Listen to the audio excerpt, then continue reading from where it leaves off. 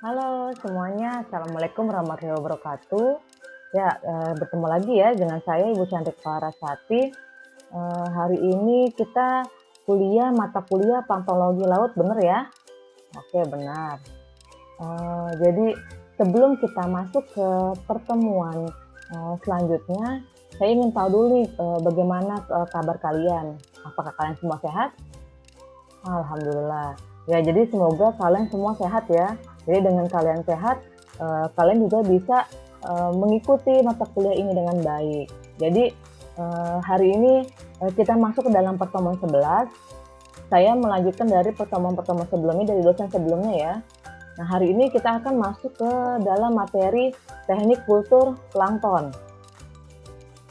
Sebelum kita masuk ke materi ini, saya ingin mengetahui nih atau merefresh ulang kembali pengetahuan kalian tentang plankton. Nah, kira-kira ada yang tahu nggak sih apa itu plankton? Ya, Adam, apa?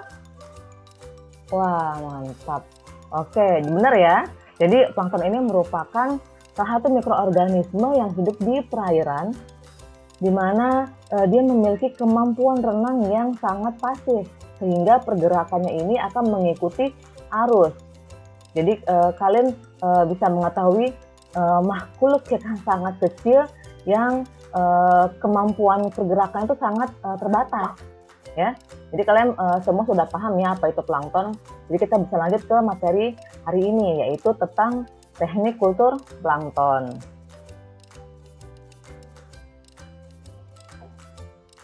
Ya, pada pertemuan hari ini ada satu kompetensi dasar yang harus kalian penuhi, yaitu kalian harus mampu memahami teknik kultur plankton dengan baik dan benar. Jadi harapannya kalian ini selain bisa mengetahui, kalian juga bisa paham bagaimana sih cara kultur plankton dengan baik. Nah, ini dia.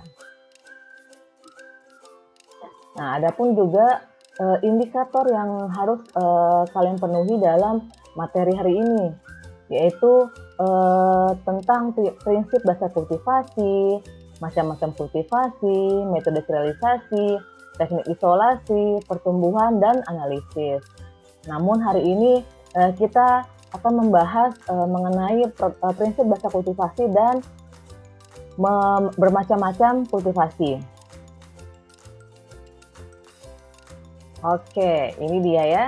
Jadi kultur yang kita ketahui atau yang disebut juga dengan namanya budidaya, menurut KBBI merupakan suatu usaha yang bermanfaat dan dapat memberikan hasil.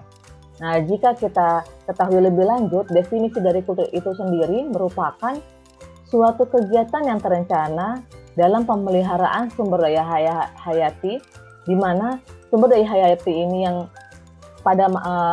pada perkuliahan kita yaitu adalah plankton, yaitu adalah sumber daya plankton yang dilakukan pada suatu area lahan tertentu yang diambil, kemudian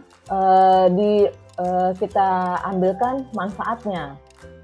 Jadi kultur ini fungsi tujuan akhirnya adalah manfaat yang akan kita ambil seperti apa. Nah, kira-kira ada yang tahu nggak apa sih tujuan plankton itu di kultur? Apa? Sebagai pakan alami? Oke, benar ya. Jadi ini ada beberapa tujuan kultivasi yang kita peroleh. Yaitu yang pertama, kita dapat memperoleh kelimpahan sel yang tinggi dalam periode yang singkat. Dimana kalau kita ketahui jika di alam itu sendiri, kita tidak bisa mengontrol kelimpahan sel itu sendiri karena adanya tekanan dari karakteristik lingkungan. Lalu yang kedua, tujuannya yaitu dapat dijadikan sebagai pakan alami. Dalam rantai makanan ya, ini plankton kan sangat dimanfaatkan oleh berbagai biota perairan seperti ikan, udang maupun kerang-kerangan. Nah, terakhir juga dapat dibutuhkan juga oleh manusia itu sendiri. Nah, bisa sebagai obat-obatan, kosmetik, bahkan sebagai bahan bangunan, yaitu dapat dijadikan sebagai bahan baku semen. Nah, dalam kultivasi kita harus memiliki prinsip dasar yang harus kita penuhi agar kultivasi tersebut dapat berjalan dengan baik. Yang pertama yaitu adalah toleransi terhadap perubahan suhu dan salinitas. Kedua, yaitu adalah toleransi terhadap intensitas cahaya, di mana ini akan dimanfaatkan dalam peningkatan produktivitas. Yang ketiga yaitu tahan terhadap predator, penyakit, dan kontaminan. Yang keempat, adanya karakteristik ukuran, daya apung, dan tingkah laku yang akan memudahkan kita dalam permanenan. Dan yang terakhir yaitu adalah siklus hidup. Nah, siklus hidup ini memungkinkan untuk kultivasi pada sistem kontinu karena akan dijadikan sebagai bibit atau yang kita sebut dengan inokulum. Selanjutnya, apa saja sih macam-macam kultivasi? Ayo, kira-kira apa saja nih macam-macam kultivasi? Ada yang tahu? Oke, kalau belum tahu saya jelaskan ya. Berikut ada beberapa jenis atau macam-macam kultivasi. Yang pertama adalah skala indoor, yang kedua semi outdoor dan outdoor. Nah, untuk skala indoor sendiri, ini dilakukan di dalam lahan yang terbatas seperti laboratorium. Nah, untuk skala indoor ini, karena dia skala kecil, jadi kita harus menumbuhkan dulu si plankton tersebut dengan menggunakan media agar. Jadi pertumbuhan plankton ini kita tumbuhkan sama seperti dengan pertumbuhan mikroba yang lainnya. Nah, skala indoor ini bertujuan untuk mempertahankan bibit dari strain unggulan agar berada pada kondisi tetap terjaga dan terkendali sehingga pertumbuhannya mencapai maksimum. Selanjutnya ada pun beberapa alat yang digunakan seperti air conditioner, ini untuk mempertahankan suhu, lalu membutuhkan lampu neon ya sebagai sumber cahaya, lalu membutuhkan aerasi untuk kebutuhan oksigen dan dilakukan sterilisasi yaitu beberapa alat, bibit, dan pupuk cair.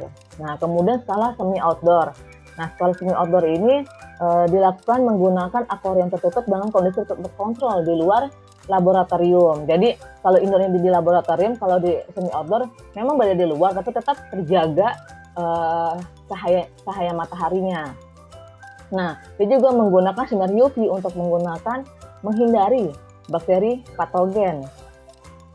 Nah, untuk inokulumnya sendiri dia didapatkan dari kultur skala indoor. Begitu juga dengan skala outdoor. Kalau skala outdoor ini dilakukan di luar ruangan yang menggunakan cahaya matahari langsung dengan menggunakan lahan yang sudah ditentukan. Nah, inokulumnya juga berdasarkan dari kultur skala indoor. Nah, berikut adalah gambar dari skala indoor, semi outdoor, dan outdoor. Sudah terlihat jelas ya perbedaannya antara indoor, semi outdoor, dan outdoor. Oke, sampai di sini ada yang bertanyakan? Tidak ada? Oke, sebelum saya tutup, saya ingin menyimpulkan sedikit ya mengenai materi hari ini. Jadi, kultur plankton ini merupakan suatu kegiatan terencana pemeliharaan sumber daya plankton yang akan dilakukan pada suatu area lahan tertentu untuk diambilkan suatu manfaatnya. Nah, dengan tujuan untuk mendapatkan kelimpahan sel yang tinggi sebagai pakan alami dan kebutuhan manusia. Jenis kultivasi ini juga terbagi atas 3, yaitu ada skala indoor, semi outdoor, dan outdoor. Oke, jika tidak ada yang bertanya, mungkin kita akan, atau saya ya, jadi saya akan memberikan tugas kepada kalian untuk mengevaluasi bagaimana pemahaman kalian tentang materi hari ini. Tugas hari ini yaitu adalah untuk mencari informasi dari jurnal atau buku tentang ketiga jenis kultivasi, yaitu indoor, semi outdoor, dan outdoor. Kemudian kalian paparkan atau jelaskan keuntungan dan kerugian dari setiap kultivasi tersebut. Kalian ketik menggunakan Microsoft Word, lalu kalian konversi ke PDF agar merata ya. Lalu lampirkan juga jurnal yang kalian dapatkan dan kumpulkan tugas tersebut di aplikasi daring dari Unram. Nanti akan ada foldernya, paling lambat dikumpulkan besok ya, pukul 11 siang. Oke, untuk pertemuan berikutnya akan dijelaskan mengenai sterilisasi, teknik isolasi, dan pertumbuhan plankton. Jadi harapan saya kalian sudah belajar terlebih dahulu sehingga kalian bisa memahami materi berikutnya seperti apa. Oke, sampai di sini dulu pertemuan kita hari ini ya, kurang lebihnya mohon maaf. Wabillahi taufiq wal hidayah. Wassalamualaikum warahmatullahi wabarakatuh.